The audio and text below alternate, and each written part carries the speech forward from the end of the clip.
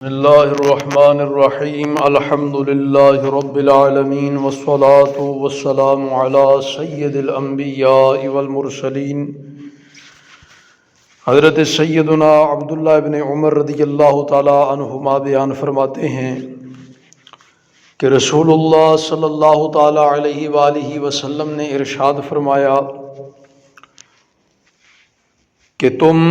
مشرکین کی خلاف ورزی کرو، وہ اس طرح کہ داڑھی چھوڑ دو اور مونچھیں کترواؤ۔ حضرت سیدنا عبداللہ بن عمر رضی اللہ تعالی عنہما جب حج یا عمرہ کرتے تو اپنی داڑھی مبارک کو ہاتھ سے پکڑ لیتے اور مٹھی سے جو زیادہ بال ہوتے انہیں کتروا دیتے۔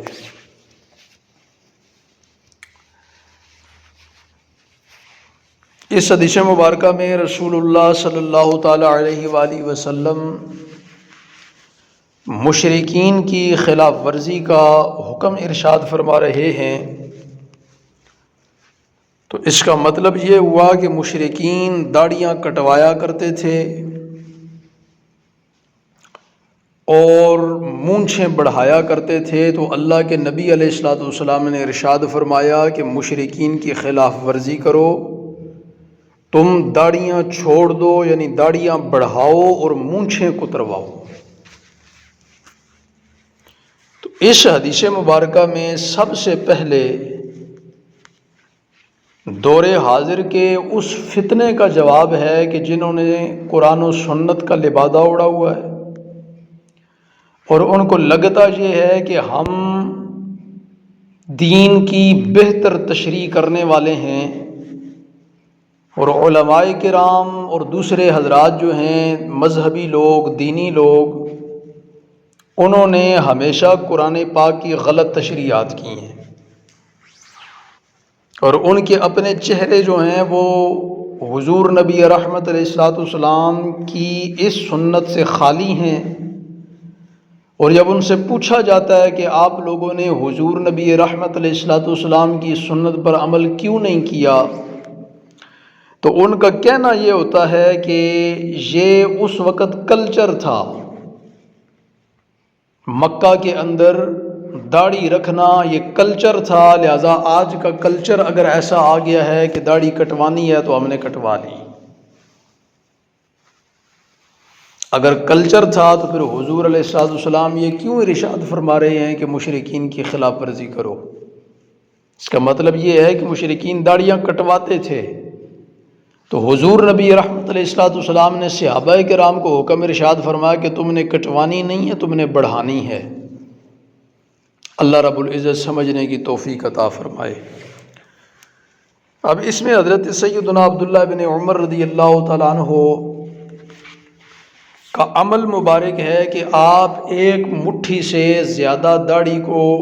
کٹوا دیتے تھے حج کرنے کے موقع پہ یا عمرہ کرنے کے موقع پہ، یعنی سال میں ایک مرتبہ اگر داڑھی مبارک جو ہے وہ زیادہ بڑی ہو جاتی، زیادہ پھیل جاتی، تو آپ حج یا عمرہ مبارک کے موقع پر داڑھی کو پکڑتے اور ایک مٹھی سے نیچے جو اضافی بال ہوتے وہ آپ کتروا لیتے، کٹوا دیتے۔ اب اس عمل سے کچھ لوگوں نے یہ سمجھا ہے کہ بس چہرے پر اتنی داڑھی ہو جو 40 قدموں سے بھی نظر آ جائے تو وہ بھی داڑھی ہوتی ہے، اور انہوں نے مٹھی سے بھی کم کر کے اور بالکل تھوڑے تھوڑے بال چھوڑے ہیں، اور اس کو بھی وہ سمجھتے ہیں کہ ہم نے داڑھی رکھی ہوئی ہے، حالانکہ یہ لوگ بھی سنت کی خلاف ورزی کر رہے ہیں۔ اللہ رب العزت سمجھنے کی توفیق عطا فرمائے۔ پھر اسی طرح ایک اور حدیث پاک، اور اس کے راوی بھی حضرت سیدنا عبداللہ ابن عمر رضی اللہ تعالیٰ عنہما ہیں، بیان کرتے ہیں کہ رسول اللہ صلی اللہ تعالیٰ علیہ وآلہ وسلم نے ارشاد فرمایا کہ مونچھیں خوب کتروا لیا کرو اور داڑھی کو بڑھاؤ۔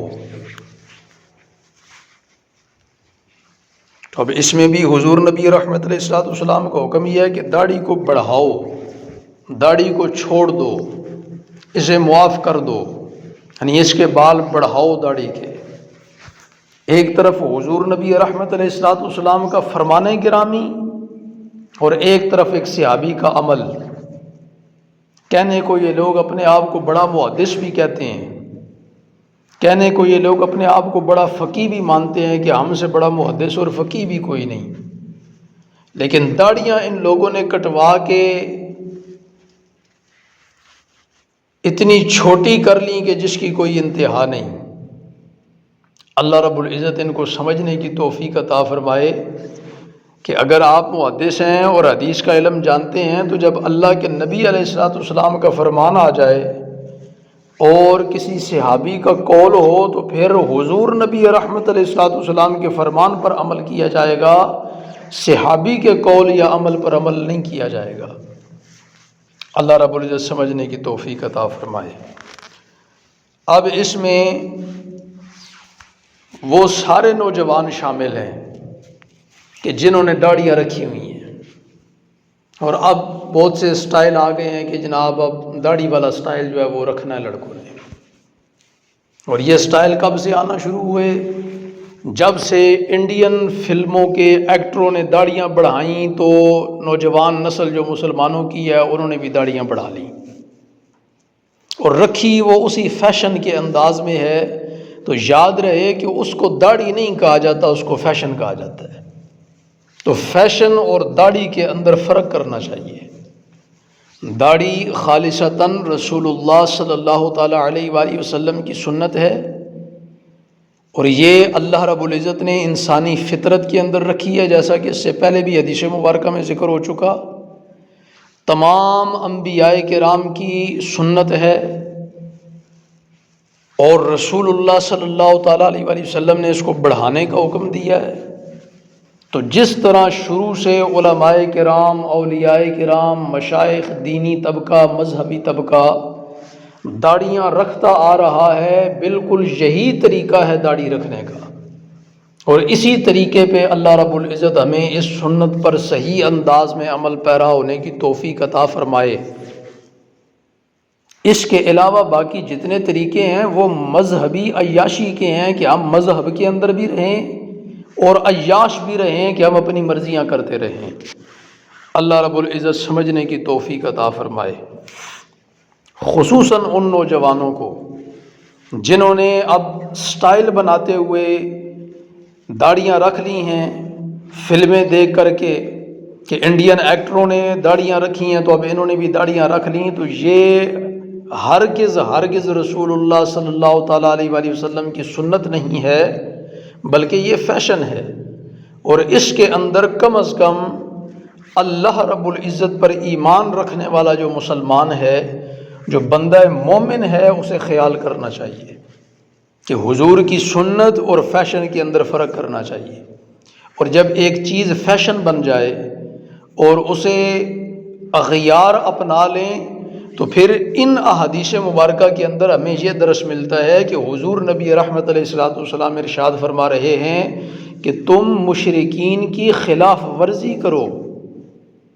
یعنی اس کا مطلب یہ ہے کہ اس دور میں اگر چھوٹی چھوٹی داڑیاں مشرکین نے رکھی ہوئی تھیں تو اللہ کے نبی علیہ الصلوۃ والسلام نے ارشاد فرمایا تم داڑیاں بڑھاؤ، ان کی مخالفت کرو۔ تو آج اگر یہ بیئرڈ سٹائل اور یہ فیشن داڑھی کے نام پر جو نکل آئے ہیں اور اغیار نے اگر ان کو اپنا لیا ہے تو ہمیں اسی طرح رکھ کے اور پھر اس کو یہ نہیں کہنا چاہیے کہ داڑھی رکھی ہوئی ہے میں نے۔ اب یہ داڑھی نہیں ہے، اب یہ اغیار کا فیشن ہے،